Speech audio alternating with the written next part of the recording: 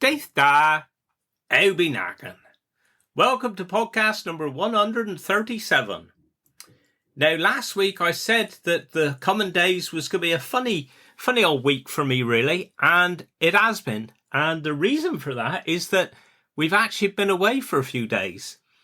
One of the strange things with funerals now taking so long with, different delays of one thing or another, which I've spoken about before, is that you can now look ahead, well, perhaps a fortnight, 3 weeks, whereas before a funeral, somebody could pass away on a Monday, you'd have the funeral on a Friday. So 'twas about 10 days ago, we was in the office, and Beth looked in the diary and she said, "Crumbs, bank holiday weekend, we got no funerals on the Tuesday or Wednesday, we could go away." So we kind of let that sink in for a minute, and that's what we decided to do. So she looked everywhere for last minute deals. We thought it'd be nice to get somewhere away in the sunshine, because I've still had this blooming lung infection lingering on, still cold, so I thought it'd be good to get away. But couldn't get any flights from Newquay for anywhere nice, in the sun kind of thing. I was open to go perhaps on the Thursday evening and then come back on the Wednesday. But the best we could do was Exeter, which is what we did do. We went up to Exeter on the Saturday. Good Friday, I pretty much spent the day doing paperwork, so I was all caught up. And then the Saturday we went up dinner time and caught the flight to Malaga. And then we had the bus trip to where we stayed. Well, that was from Saturday till Wednesday afternoon. I'm going to get this right in a minute. Fuengirola. Something like that, anyway. Fuengirola. That's it. So we stayed there, and we got there, excuse me, we got there on the Saturday evening, and this woman was there. She had a real kind of Midlands accent. So she said, "Oh, you just arrived, have you?" So we said, "Yes, we have." She said, "You ain't going to be very warm here, 'tis freezing." I thought, "Oh, no." So we had a quick tea, and then we went out for a walk, and she was right. 'Twas overcast, and 'twas a bitterly cold wind. And we thought, "Oh, what have we let ourselves in for here," kind of thing. But the next day, 'twasn't so bad. We had sunshine, bit of cloud, but the wind had gone. And then the final 3 days, beautiful sunshine. So that was lovely. So it was good to recharge the batteries a bit. Did a bit of running pretty much every day and cycling for 3 days, which was good. And I tell you what, the funny thing is though with fitness, I mean, I'm running quite a bit now, which I never used to like running, but I seem to do more running than cycling. And you think, yeah, I'm fit, but it's a completely different fitness to cycling. And we went up in the mountains a bit for a couple of days, especially the last day of the road bikes that we had. And I tell you what, I was out of breath, whether it was this lung infection still lingering on or just the fact that I wouldn't fit. But Beth was just leaving me and she'd have to wait and really struggled. So I'm doing this on the Thursday now, and then hopefully tomorrow night get out on my bike. And then I've got 2 weeks, I think, really, to get some miles into my legs before Scotland. But we had a brilliant time. I didn't see anybody I knew. Normally you see somebody, wherever you go. But I didn't see anybody I knew. But we was at this little village up in the mountains. Now, I've got to hang on a minute. Right, back again. I had to stop because I had to Google it to make sure I got the pronunciation right on this thing. Because it's spelt Mijas, but it's actually pronounced Mias. So we got up there. Well, I was wearing that day me St. Piran's cycling kit because, we used to sponsor St. Piran's. Unfortunately, they folded now.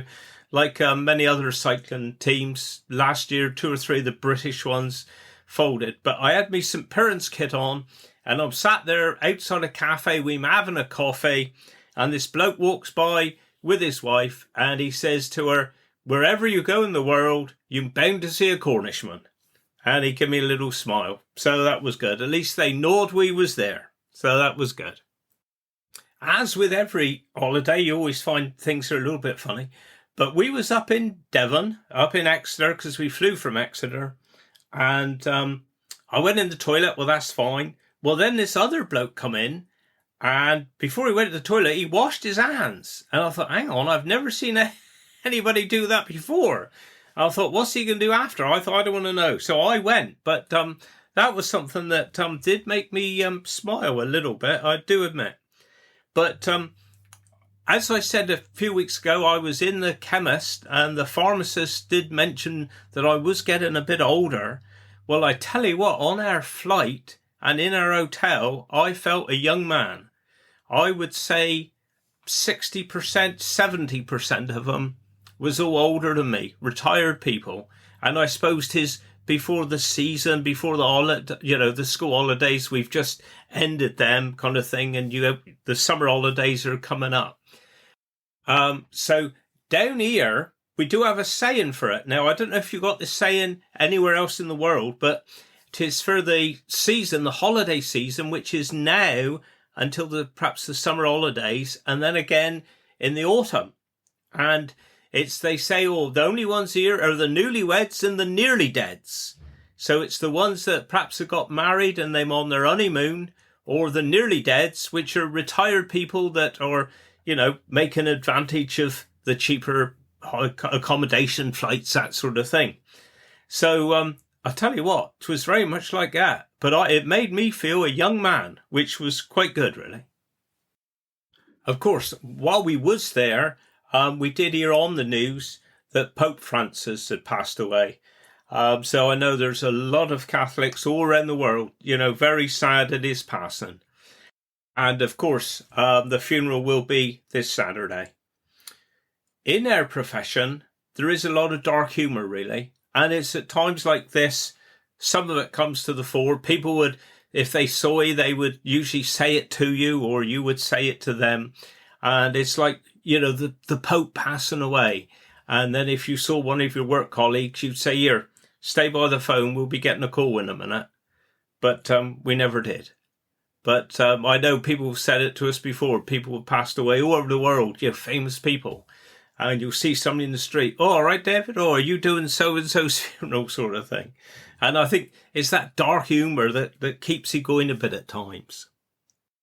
But like I say, we did have a nice time away. The middle day of cycling, we were 6 hours cycling, and I ended up with tan knees. The rest of my legs, the back of the calves was a little bit brown or sunburnt kind of thing, but my knees were. I looked a proper idiot, really. And then we'd say we did the mountains on the last day. But we had a good little break, and I think it did us good. Our flight was delayed coming home, so it was kind of late afternoon, tea time-ish. We was meant to be flying, so that was delayed a little bit. And then when we landed, we had a bit of tea, and then we made it home, and the A30 was shut for roadworks. So we had quite a little detour, really. We ended up going, I think, through Pathfinder Village about 11 o'clock at night, 11:15 at night. Dear little villages we went through, and there's a convoy of cars, following the diverted sign sort of thing. But we got home about 20 to 12, and back to my normal routine, hardly slept a wink. I think I had about hours sleep last night, so I'm just doing this on autopilot. I thought I'd do this tonight, and then ease the pressure, maybe get out on the bike tomorrow. So I've only really got one funeral to talk about that we've conducted, because, we had the bank holiday and then we had the 2 days off, but we were up St. Brewer today, and the sunshine, it was fantastic. I'm looking out the window now and 'tis raining, overcast, but we were so lucky. And it was for dear Ron's funeral, and it was a fantastic sight, because Ron used to work for Aston Martin in Mayfair. And on the green there in St. Breward, I think there were 7 Aston Martins just lined up as we went by. Fantastic sight. I didn't get a chance to take a photo, actually, but it was a wonderful sight, a real good tribute it was to Ron. So what I think I'm going to talk about now, I did mention it last week on our podcast. We had a photo done. I put it on our RJ Bray Facebook page. I haven't got round to putting it on the website yet. I'm always a bit slower doing it on the website, but I did put it on our Facebook page. I had me photo done there with Julie Parker. Now, Julie's the chief executive of Penhaligon's Friends, and we gave them a little donation from our charitable trust. For those of you that don't know, I actually started the fund back in 2013.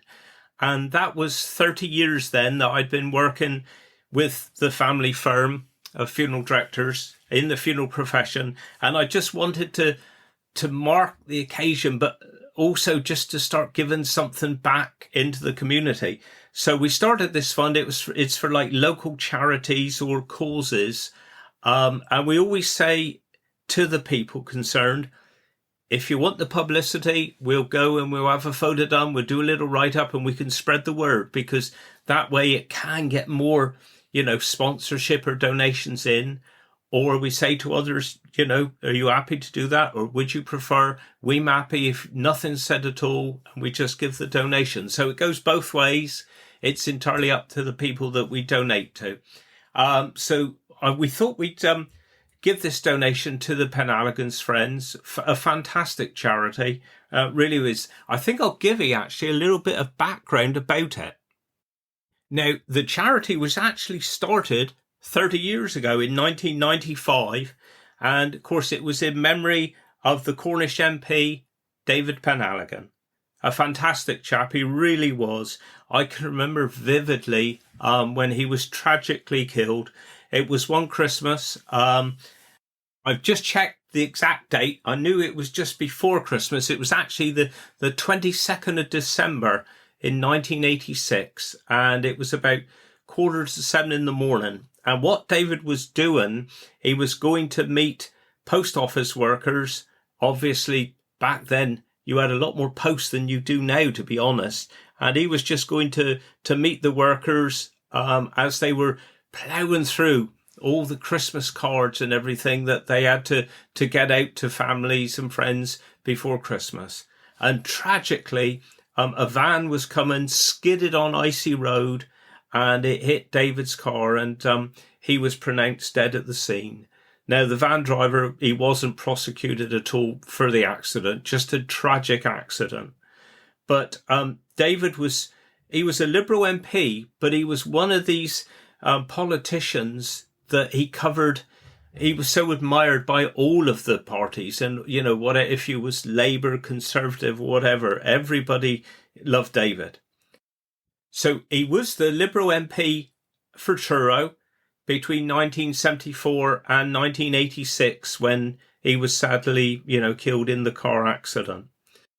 And he was only 42. Very sad.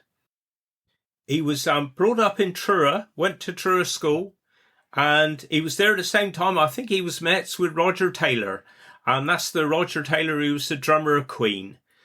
So they were there at the same time. And then when David left, he went to work for Holman Brothers in Camborne for a while. I think he was an engineer of some sort. But he really did get into the politics early on. I think when he was 19, 20, something like that, he joined the Liberal Party. And he did try to be an MP a few times, I think. But he was turned down because of his strong Cornish accent, which really did hold him back. But eventually he kept trying, and then he was elected as MP for Truro. Ironically, I think because of the accent, I don't know, and also because of his personality, he was getting quite popular throughout the country. And he was on the panel there for Question Time on the TV, the political show. And also, I did read somewhere that he was actually a stand-in disc jockey there on Radio 2 for a week when Jimmy Young was away on holiday. But very popular chap indeed. I know at the time of his death, some people were saying that he may well have been a future leader of the Liberal Party. But one thing which I think, to me, it makes you realise that he was in politics for the right thing. He was in it for trying to help people, was the fact that he didn't even know if he was to get elected, whether he would actually get paid for that or no. And he had to do a bit of research before he found out, yes, he would be paid for being an MP. Well, this day and age, with their wages and expenses and everything, 'tis a little bit different. A few years after his death, people wanted to kind of remember him in some way. And this is when Penhaligon's Friends was started. Now, they are actually celebrating 30 years of being in existence this year, 2025. And it's a fantastic charity, and it just supports grieving children to help share their experiences and to help hopefully heal them, or help the healing process, should I say. And they also offer help to family caregivers as well. And it's a lovely charity helping bereaved children and young people throughout Cornwall. And I know that Julie did say to me that in the last year, they've supported 51 children from 30 families in Wadebridge and the surrounding area. So it really does do a lot of good. I think I did read somewhere that they actually are working with more than 1,000 children and young people throughout Cornwall every year. So if you want to know more about it, I mean, that is just a brief outline, but just go on to their website, Penhaligon's Friends, and then you'll be able to see more about what they do. I would expect also there may be an opportunity there if you want to donate a bit to the charity or offer to help in any way. But yeah, we were pleased to just give a little bit to help them keep going, really. And I hope they continue for many years to come. One thing actually I just did remember, and I'm sure at the time it was commented quite a bit, where I might be wrong here, but I don't think I am, where David Penhaligon actually mentioned the word directly in the House of Commons, which that word don't get mentioned very often. But perhaps somebody could get in touch and give me a bit more info, because David was an MP so long ago, you didn't have the media coverage that you've got these days, but I'm sure he did mention the word directly.